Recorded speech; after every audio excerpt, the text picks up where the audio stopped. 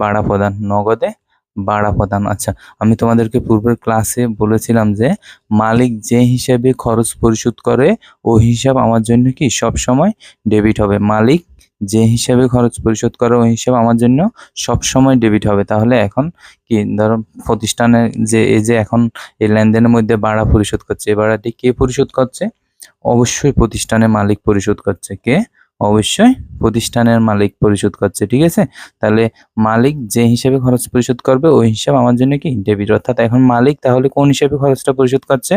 ভাড়া হিসাবে। আমরা আবার হিসাব সমীকরণের সূত্রের মধ্যে কি জানি যে খরচ বৃদ্ধি পেলে ডেবিট, খরচ বৃদ্ধি পেলে ডেবিট, খরচ হ্রাস পেলে। খরচটা এখন কোন হিসাবে বৃদ্ধি পাচ্ছে? নিশ্চয়ই ভাড়া হিসাবে, যেহেতু মালিক ভাড়া পরিশোধ করছে, তাই না? তাহলে আমার জাবেদাটি কি হবে যে কোন হিসাবে এখন আমি খরচ পরিশোধ করছি? ভাড়া হিসাবে। অর্থাৎ ভাড়া হিসাব ডেবিট, ভাড়া হিসাব ডেবিট। আর ভাড়াটি আমি কি দিয়ে পরিশোধ করেছি? অর্থাৎ ভাড়া পরিশোধের বিনিময়ে আমার থেকে কি যাচ্ছে ওই হিসাবটি তোমাকে কি করতে হবে? ক্রেডিট করতে হবে। অর্থাৎ তাহলে কি হচ্ছে, যেহেতু আমি নগদে ভাড়াটি পরিশোধ করেছি অবশ্যই নগদান হিসাব কি হবে? ক্রেডিট হবে। ঠিক আছে, তাহলে সম্পূর্ণ জাবেদাটি কি দাঁড়াচ্ছে? ভাড়া হিসাব ডেবিট, নগদান হিসাব ক্রেডিট। তো